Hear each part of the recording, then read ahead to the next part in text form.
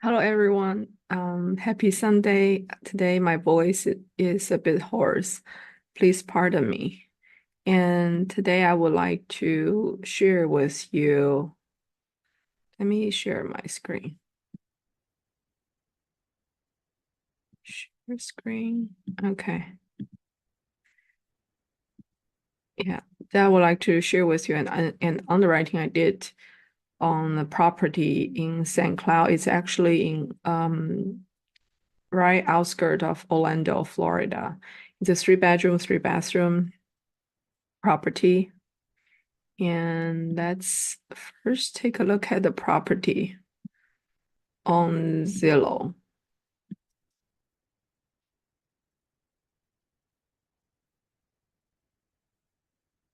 Okay, so that's all we have. It's an off-market property. It was sold in April 12th for $400,000. This is the details of the terms that given to us by the wholesaler. And this is the underlying mortgage and interest rate, PITI. There's no HOA. It seems that the current owner and the previous owner, they have updated a few systems. And that's basically the closing costs, cash to seller, assignment, EMD. They also, the wholesale has already mentioned it's not going to cash flow as long-term rental. And they recommend either midterm rental because it's close to to hospitals, and also or short-term rental with 25 miles from Disneyland. So let's take a look at this property. I actually checked on PropStream, and I couldn't find any nearby comps, and so I just leave it blank here. And with the purchase price, the wholesaler actually didn't tell us the purchase price. So what I did is it's basically the combination of the down payment plus the remaining sub-2 loan. And from PropStream, I know the original loan amount is about 388,000. The interest rate is 4.74, which is specified by the wholesaler. 30 years, the first payment date was May 1st, 2022. And the monthly loan payment basically is this much. This is the sub-2 loan amount. So I use this plus the 18,000. It gave me the purchase price, which is interestingly lower than the than the purchase price that the current owner had back in 2022. Okay. And then let's move on to the expenses session. So I know the PI is 2022 from the number here, right? And then what about the property tax? Okay, this is actually a very interesting part. I was able to go to the county website, which I will highly recommend. Any of you wants to buy property yourself need to do this due diligence. I went to the county website and I put into the parcel number, and I was able to locate the property. And then, so basically, so what I did is from here, I click on the tax collector, and then it gives me the 2023 annual bill. So basically, the current seller has paid $5,086.82 for this property for the property tax. Okay. And the good thing about this website, which is very good, they actually has another one. It's actually let me open this. You are able to predict. So they actually provide a website for you to predict um to predict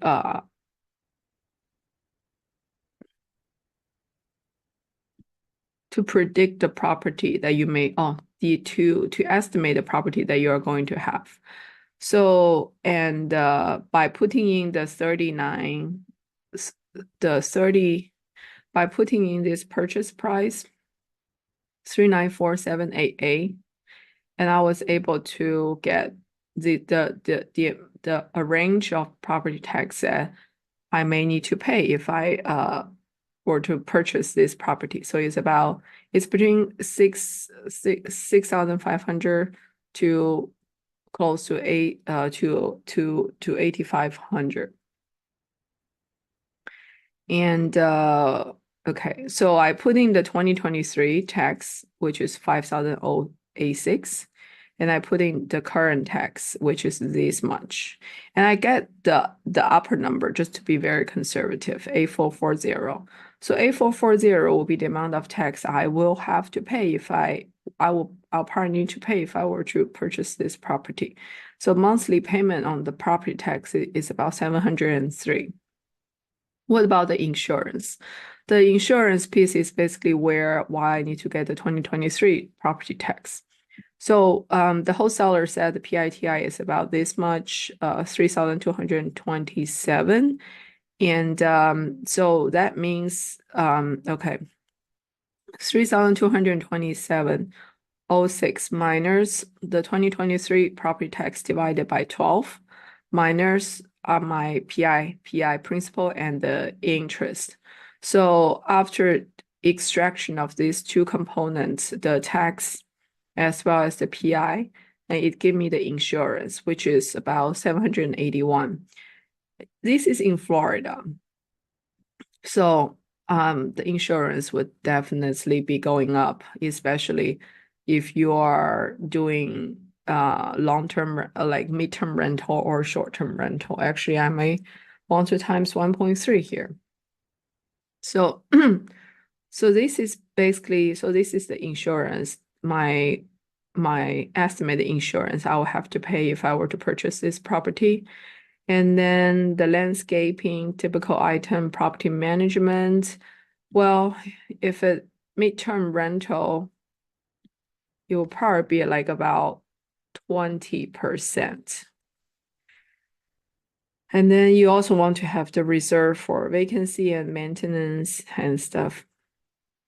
Okay, so the expenses is actually quite high, about $3,790.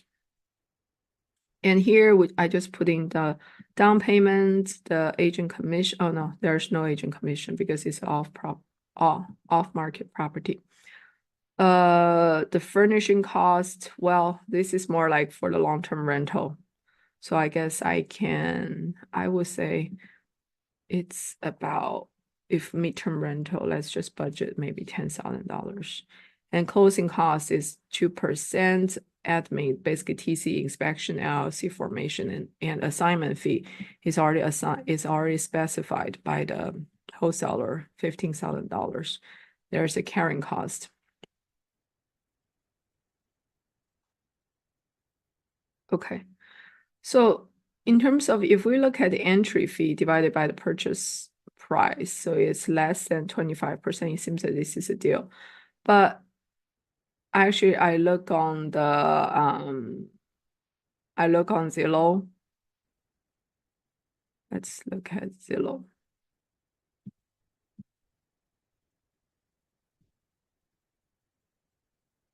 This is the subject property, so this is the subject property. If I look at for rent,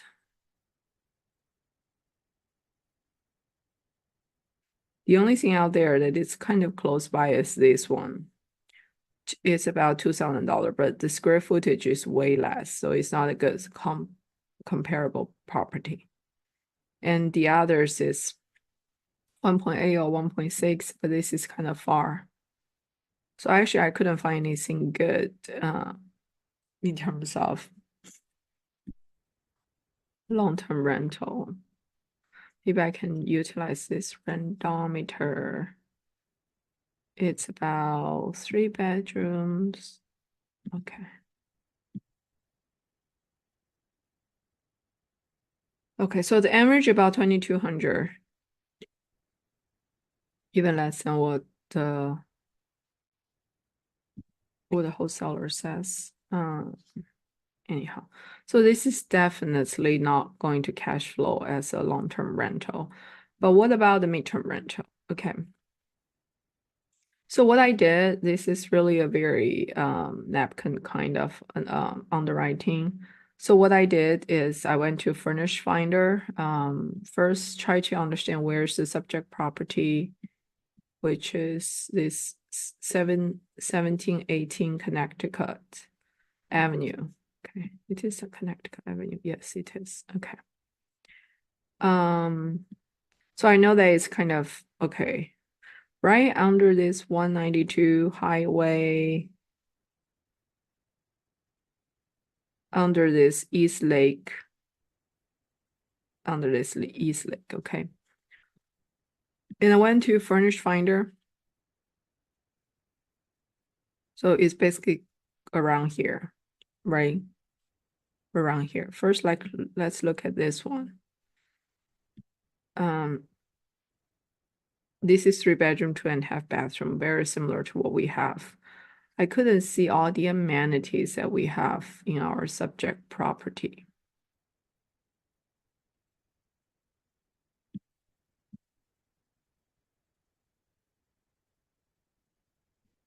Let's see home details.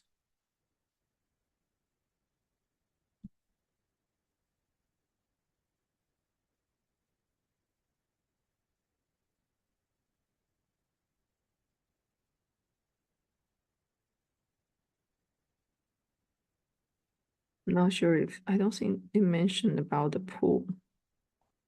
So they may not even have, so yes, there is a private pool. That's great. Yeah, the only thing uncertain is I don't know the interior of the property. Okay, so, but just let's assume it's very comparable. What's the rental? What's the price here? It's about $3,050, which is not that much. What about, let's take a look. Or maybe this one. Okay, this one seems is charging a little bit higher. So this one has a very nice pool. Pretty nice interior as well. So it's about $3,600. Okay. The other one I know I found is this one is very close by. Oh, so they are only charging $2,200. Okay. So that being said, with these three comps, even though I don't know the interior of the property, the midterm rental, the maximum I would say maybe 3,200. So it's still the cash flow is still negative. About negative is basically we're losing more than $1,000 here. So the other avenue that one can explore is probably short-term rental to see there is a market for short-term rental. So what I would do is, again, I would just go to Airbnb and putting the target and putting the subject property address, trying to find the surrounding properties to see how much they are charging. And then you can utilize AirDNA, which the data may not be the most accurate, but you can kind of get a leverage, like, okay, what's the percentage of occupancy rates annually? So that will give you a kind of a ballpark idea if it's going to cash flow as a short-term rental. Yep, that's all. Thank you. I appreciate that you watch my another episode of Underwriting. Please let me know if there's anything that you have question of, and let me know if there's any